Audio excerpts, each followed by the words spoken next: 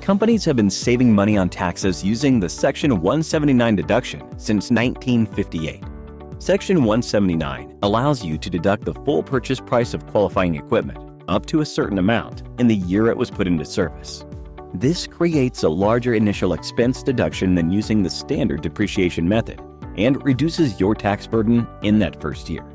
In some cases, bonus depreciation may also apply, providing additional tax savings.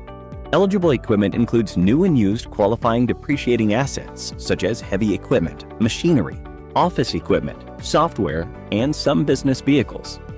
But it is very important to consult with a tax professional to check eligibility, limitations, and the effect on future years' taxes. Manufacturer's capital can help you finance equipment, and if you place that equipment into service before the end of the year, you could qualify for Section 179 tax deductions and save money on your taxes.